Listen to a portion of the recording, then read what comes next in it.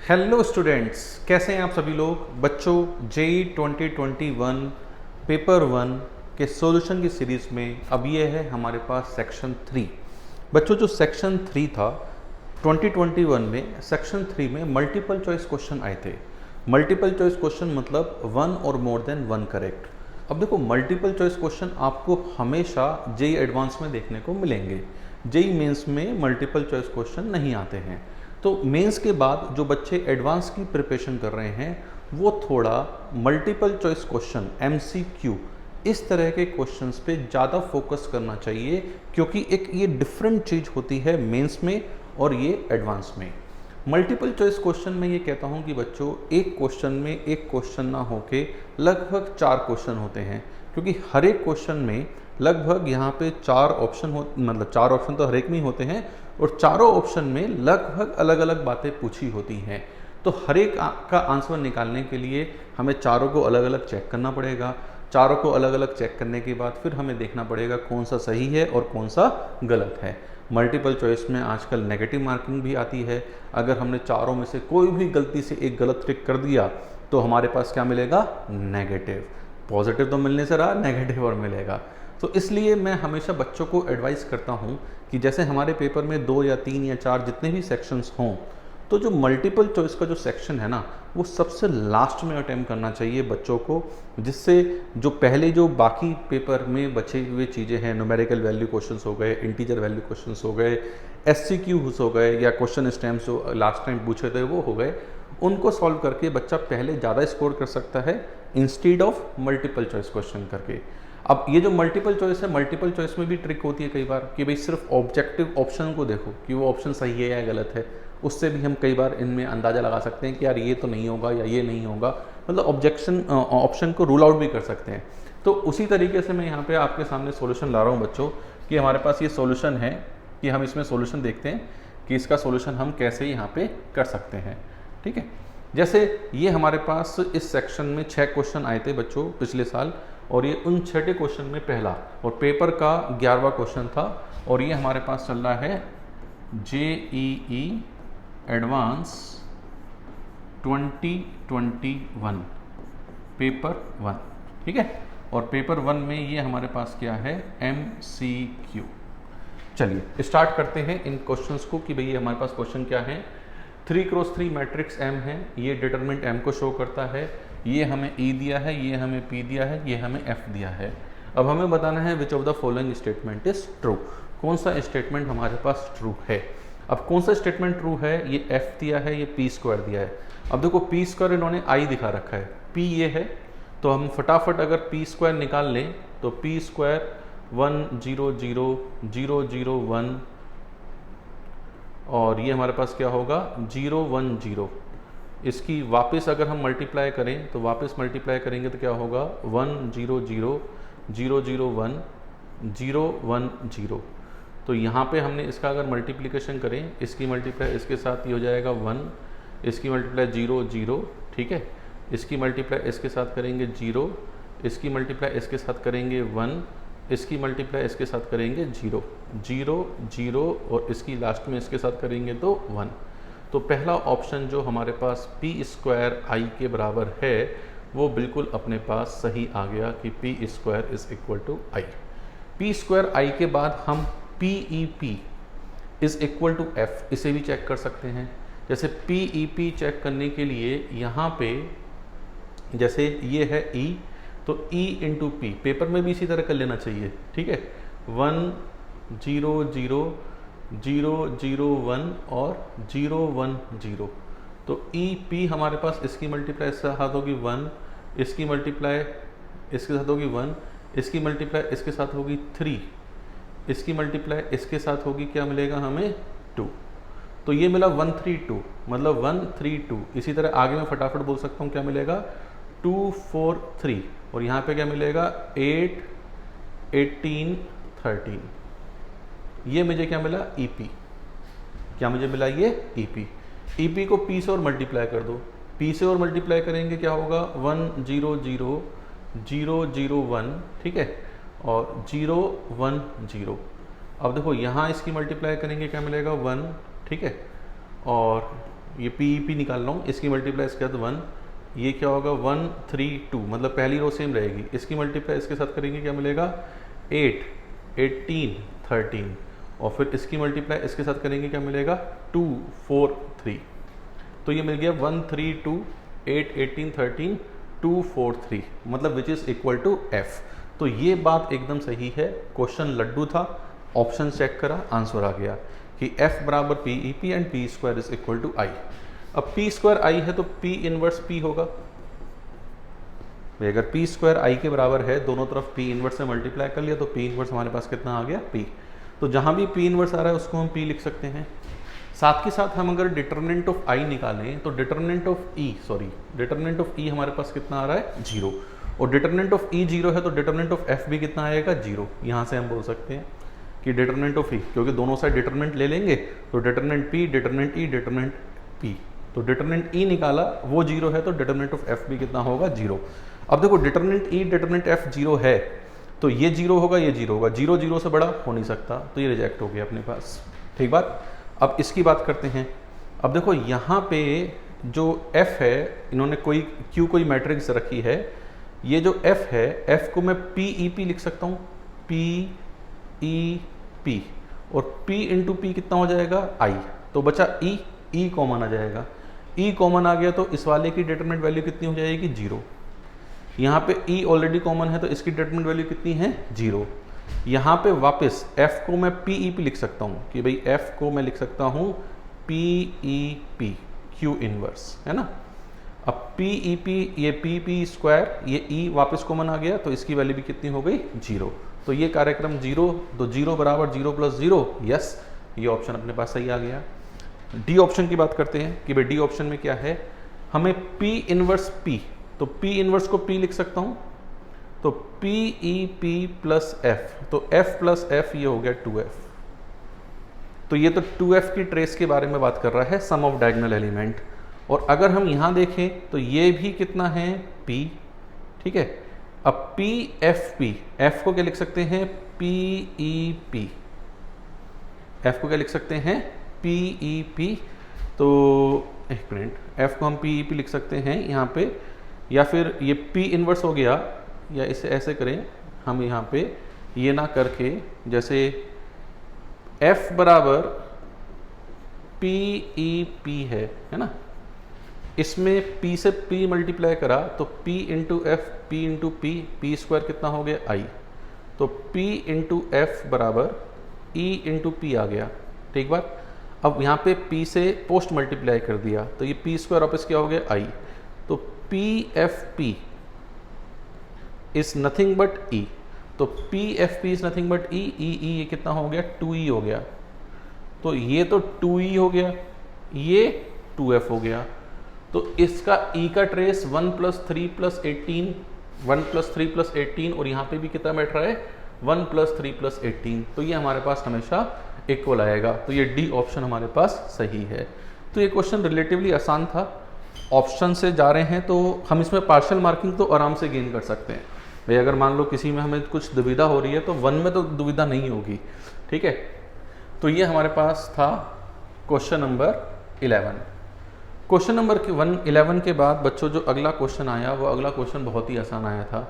अगला क्वेश्चन क्या था, एक फंक्शन R2R दे रखा है और ये हमें फंक्शन दे रखा है quadratic upon quadratic. Quadratic upon quadratic की वैसे तो हमें रेंज निकालनी आती है भाई, क्वाड्रेटिक अपॉन क्वाड्रेटिक की हम रेंज निकाल सकते हैं कि भाई इसे y माना वैसे करा, लेकिन यहाँ पे इंक्रीजिंग डिक्रीजिंग ऑन टू इस तरह की भी चीज़ें हैं।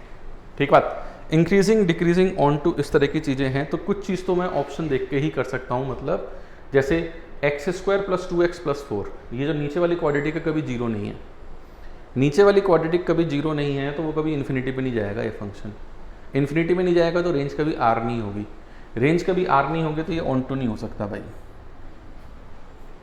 क्योंकि कोडोमेन क्या दे रखी है R दे रखी है। अब बात करते हैं ये इंक्रीजिंग और डिक्रीजिंग के इंटरवल। इंक्रीजिंग और डिक्रीजिंग का इंटरवल कौन बताता है f'(x), तो हमें इस फंक्शन का क्या करना पड़ेगा, डिफ्रेंशिएशन करना पड़ेगा। आसान क्वेश्चन है बच्चों, ये सिर्फ थोड़ी बहुत कैलकुलेशन में हो सकता है आपको परेशानी आए, अदरवाइज मुझे नहीं लगता इसमें कोई परेशानी आनी चाहिए। तो x² प्लस 2x प्लस 4 का whole square, X square plus 2x plus 4 as it is into 2x minus 3 और minus X square minus 3x plus sorry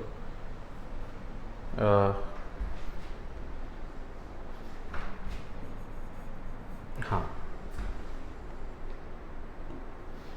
ठीक है, X square minus 3x minus 6 into नीचे वाले का डिफ्रेंशिएशन क्या हो जाएगा 2x प्लस 2। तो अगर हम इसको सॉल्व करते हैं तो मैं कैलकुलेशन नहीं कर रहा हूँ, 5x इंटू एक्स प्लस 4 आ जाता है ऊपर और नीचे हमारे पास क्या आता है X square plus 2x plus 4 का होल स्क्वायर। ठीक है, मतलब मैक्सिमम मिनिमा मतलब जो डिफ्रेंशिएशन है वो 0 और -4 पे 0 है।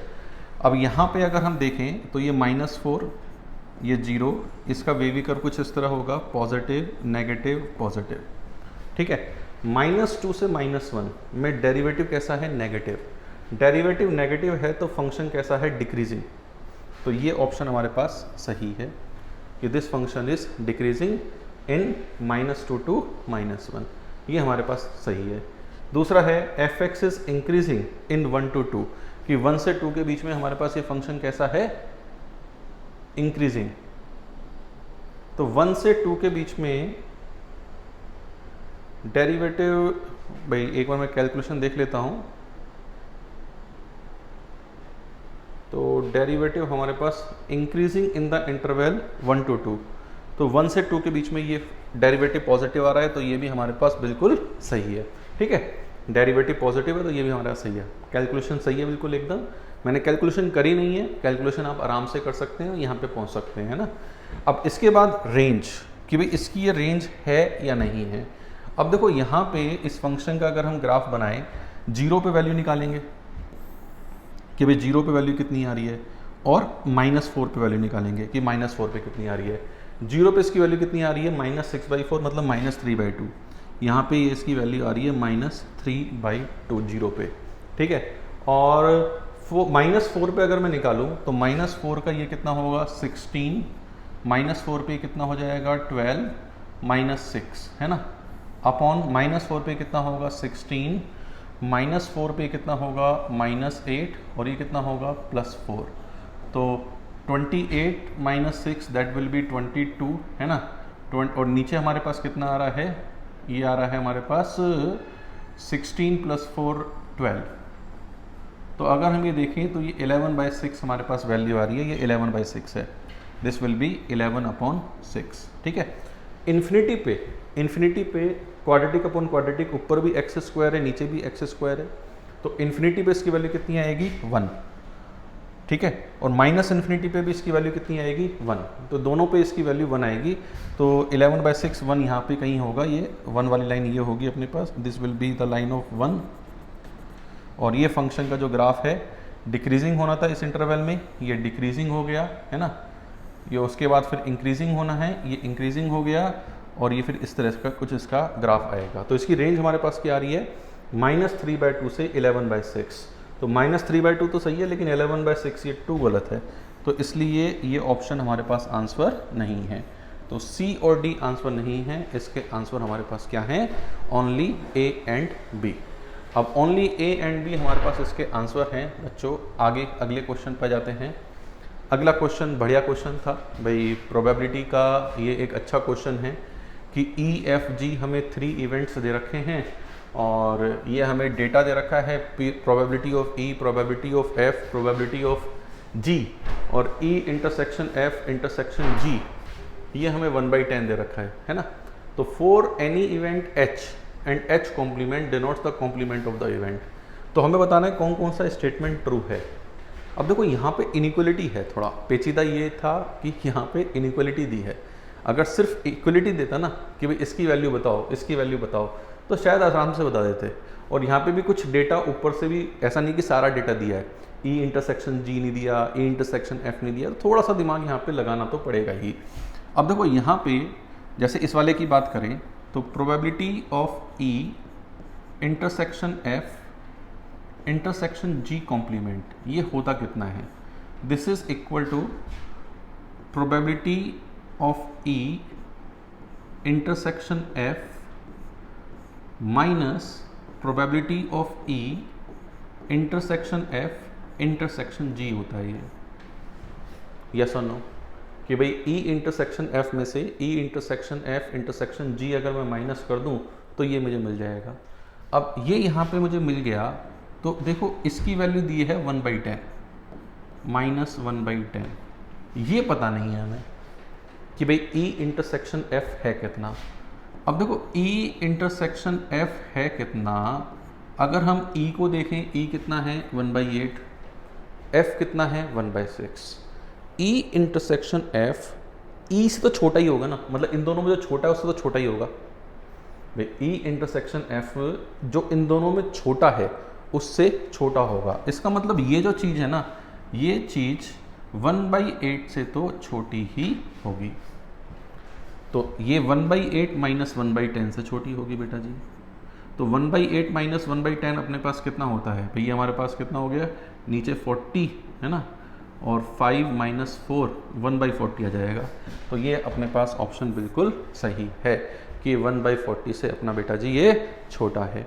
ठीक है, अब 1/40 से अपना ये छोटा आ गया, इसी तरह हम इसको चेक कर सकते हैं, तो ये बी ऑप्शन भी आपके पास आ जाएगा। ठीक है, इसकी बात करते हैं, तो इसके लिए हम ये कर सकते हैं E union F union G, कि भाई इसकी जो प्रोबेबिलिटी होती है वो P of E plus P of F plus P of G से छोटी होगी। तीनों को ऐड करेंगे ये आ जाएगा हमारे पास, इसका आंसर आ गया।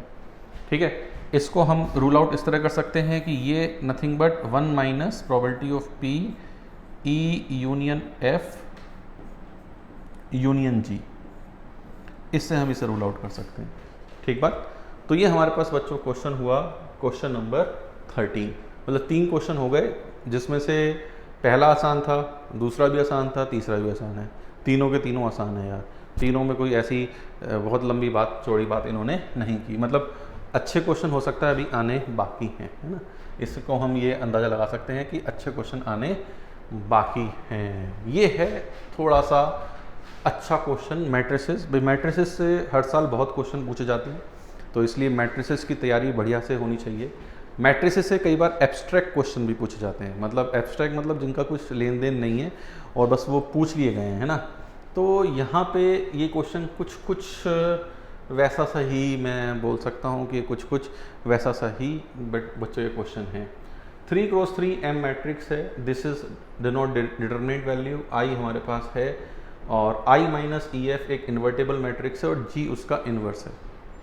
ठीक है, तो आई एफ जी उसका इन्वर्स है, तो यहाँ पे हम ये बोल सकते हैं I minus E F into G is equal to I. I minus E F into G is equal to I, ये बोल सकते हैं हम कि this is nothing but I, या फिर G minus E F G is equal to I. I minus E F उसका inverse है, या जी माइनस ई एफ जी या जी ई एफ, भाई जो भी हमारे पास यूज़ हमें आना होगा उसको हम यहाँ पे, क्योंकि क्वेश्चंस थोड़ा सा एब्स्ट्रैक्ट मैं बोलूँगा कि ये जो क्वेश्चन है ये हमारे पास थोड़ा सा एब्स्ट्रैक्ट है। ठीक है भाई, इसको हम इसको भी लिख सकते हैं, इस तरह भी लिख सकते हैं कि जैसे G into I minus E F, ठीक है, is also equal to I. तो G minus G E F is equal to I. ठीक है, अब देखो ई एफ जी और जी ई एफ दोनों बराबर आ रहे हैं, तो ई एफ जी और जी ई एफ दोनों बराबर आ गए, तो ये सी ऑप्शन ऐसा था जो आराम से बच्चों अपना निकलता है, इसमें कोई ऐसा दाव पेच वाली बात नहीं है, तो सी इज़ करेक्ट ऑप्शन। ठीक है, अब देखते हैं इन दोनों में कि भाई ये दोनों में ये आई है या ये आई है। भाई पक्का लग रहा है कि शायद एक ही आई होगा, है ना, वैसे दोनों देख लेने चाहिए, लेकिन चलो पहले एक देखते हैं हम। जैसे इन दोनों को मल्टीप्लाई किया, आई भाई I plus F G E minus F E, ठीक है, और minus F E F G E, मतलब इन दोनों का बी ऑप्शन का LHS लेफ्ट हैंड साइड जो है ऑप्शन नंबर बी के लिए, ऑप्शन नंबर बी के लिए लेफ्ट हैंड साइड ये है। ठीक है, मैं कलर चेंज कर लेता हूँ, थोड़ा ब्लैक से लिखते हैं अब आगे। तो ये मैंने लिख लिया। अब यार इसको कैसे करें भाई, कुछ ना कुछ तो सब्सटीट्यूट करना ही पड़ेगा, तभी बात हमारे पास बनेगी। तो देखो यहाँ पे ये जो EFG है, EFG को मैं क्या लिख सकता हूँ, G माइनस आई लिख सकता हूँ। क्या लिख सकता हूँ, G माइनस आई। तो ये हो गया FG माइनस आई इंटू ई, ऐसा मैंने इसे लिख दिया। अब इन इसको सिर्फ इसी में यहाँ मल्टीप्लाई किया तो क्या हो गया, माइनस FGE प्लस FE, कि मैंने इसे ये लिख दिया। ठीक बात। अब ये मैंने इसे लिख दिया बच्चों, तो FE कैंसिल आउट हो गया और FGE और FGE ये भी कैंसिल आउट हो गया, बचा क्या, I, सिर्फ I रह गया। तो option number B is also absolutely correct. D में भी यही काम करेंगे तो डी में वो I के बराबर नहीं आएगा। ठीक बात, तो इसलिए डी इसका आंसर नहीं है। अब बात करते हैं इस वाले की, भाई इसको भी हम देख सकते हैं। इस वाले के लिए अगर हम देखें, ठीक, इस वाले के लिए जैसे मैं लेफ्ट हैंड साइड देख लेता हूँ कि लेफ्ट हैंड, ये राइट हैंड साइड से देख लेता हूँ कि ये इसके बराबर आएगा नहीं आएगा, क्योंकि यहाँ से ये बराबर लाना तो थोड़ा सा बेकार सा लग रहा है। या फिर यहाँ पे भी ले सकते हैं कि यहाँ पे कॉमन आई उड़ा दिया कि भाई ये आई है तो ये जो है उसके बराबर होगा और फिर हम कर सकते हैं। ठीक है, लेकिन फिर भी यहाँ पे भी देख सकते हैं, जैसे FGE minus FE into FGE, ये इन दोनों को अंदर डिटरमिनेंट को बाहर ले लिया, मल्टीप्लाई कर लिया। वापस ये देखो ये चीज़ सेम बन गई। इसे मैं क्या लिख सकता हूँ, FGE minus FGE plus FE, determinant ये अपना कट जाएगा, FE और ये हमारे पास बराबर आ जाएगा। तो इसके आंसर क्या है बच्चों, ABC, कि इसके आंसर है हमारे पास क्या, ABC। तो 4 क्वेश्चन बच्चों अपने हो चुके हैं। अगले क्वेश्चन पे बढ़ लेते हैं फटाफट, क्योंकि जल्दी से वीडियो खत्म करना है, आपको भी जल्दी से सॉल्यूशन चाहिए होंगे। क्वेश्चन नंबर 15 SN दे रखा है 0 से इन्फिनिटिव और ये R भी ये डिफाइन, इस तरह से डिफाइन है। ये क्वेश्चन बहुत बार आ चुका है यार इस तरह का, है ना, ऐसा नहीं है कि ये क्वेश्चन हमारे लिए नया है। ये क्वेश्चन इस तरह का अपने पास बहुत बार आ चुका है। हो सकता है थोड़ा टाइम जरूर ले भाई, हो सकता है अपना क्वेश्चन टाइम ले, लेकिन ऐसा क्वेश्चन मतलब हम कई बार मतलब कर चुके हैं कि भाई इसमें कोई ऐसी बात अपनी नहीं है। देखो IIT वाले कितने अच्छे लोग होते हैं। कॉट इनवर्स x की रेंज दी है, टेन इनवर्स x की रेंज दी है स्टैंडर्ड, वरना स्टैंडर्ड को बोल देते हैं कि भाई स्टैंडर्ड है अपने पास, मान लो अपने आप तो। लेकिन वो IIT वाले बहुत ही सेफ खेलते हैं, सोचते हैं कि भाई बच्चा किसी भी तरीके से कोई गलत क्वेश्चन ना कर पाए। अब देखो इसमें करने के लिए टेन इनवर्स में चेंज कर लेंगे इसे। ठीक है, टेन इनवर्स ऊपर x आ जाएगा, नीचे हो जाएगा 1 plus k plus 1 into x into के एक्स, है ना, और इन दोनों का difference k plus 1 into x minus के एक्स। ठीक है, तो ये हमारे पास हो जाएगा tan inverse k plus 1 into x minus tan inverse के एक्स। सिग्मा लगाएंगे 1 से लेके n तक, तो SN(x) हमारे पास क्या आएगा, SN(x) आएगा टेन इनवर्स n वाला बचेगा n प्लस 1 इंटू एक्स, और हमारे पास k1 वाला बचेगा टेन इनवर्स x। ये मेरे पास क्या आ गया, SN(x) आ गया। और SN(x) को मैं ये भी लिख सकता हूँ आगे टेन इनवर्स, है ना भाई, this minus this, tan inverse x minus Y upon 1 plus n plus 1 into x square. ये मेरे पास SN(x) आ गया। अब SN10 की बात करूँ मैं, S10(x) की, तो S10(x) मेरे पास क्या होगा, टेन इनवर्स, है ना, 10x upon 1 plus 11x square. ये तो आ गया 10x upon 1 plus 11x square. इसको मैं रेसिप्रोकल करूंगा कॉट इनवर्स और π/2 माइनस करूंगा, तो ये ऑप्शन नंबर ए हमारे पास आ जाएगा। This will B option number A. ठीक, अब यहाँ पे ऑप्शन नंबर बी के लिए अगर हम देखें, बी के लिए, बी में एस एन एक्स ही है और कॉट ऑफ दिस करेंगे तो ये हमारे पास क्या बचेगा, N x upon, sorry cot करेंगे तो रेसिप्रोकल हो जाएगा, तो ऊपर हमारे पास क्या आएगा 1 plus N plus 1 into x square और नीचे क्या होगा एन एक्स, और इस पे हमने लिमिट अप्लाई कर दी, limit N approaching to infinitive, limit N approaching to infinitive. तो एन अप्रोचिंग टू इन्फिनेटिव यहाँ पे कोफिशिएंट कितना है एक्स, एन का एक्स स्क्वायर, नीचे कितना है एक्स, तो ये कट पिट के क्या जाएगा एक्स, तो B option is also correct. ठीक बात। तो हमारे पास 2 ऑप्शन हो चुके हैं, वैसे तो अभी आ चुका है, तो हम ये दोनों भी चेक कर सकते हैं कि ये दोनों हमारे पास कैसे होंगे या नहीं होंगे। ये चलो मैं आपके ऊपर छोड़ देता हूँ, ये अपने आप वैसे चेक कर लेते हैं। चलो S3x is equal to pi by 4, तो S3x अगर हम देखें तो यहाँ पे क्या होगा, ये 1 के बराबर होना चाहिए, 3x upon 1 plus 4x square is equal to 1, तो 4x square minus 3x plus 1 is equal to 0। ठीक है। अब यहाँ पे अगर हम d देखें तो d कैसा आ रहा है, नेगेटिव आ रहा है, d नेगेटिव आ रहा है, इसका मतलब इसका कोई रूट नहीं है, इसका कोई रूट नहीं है।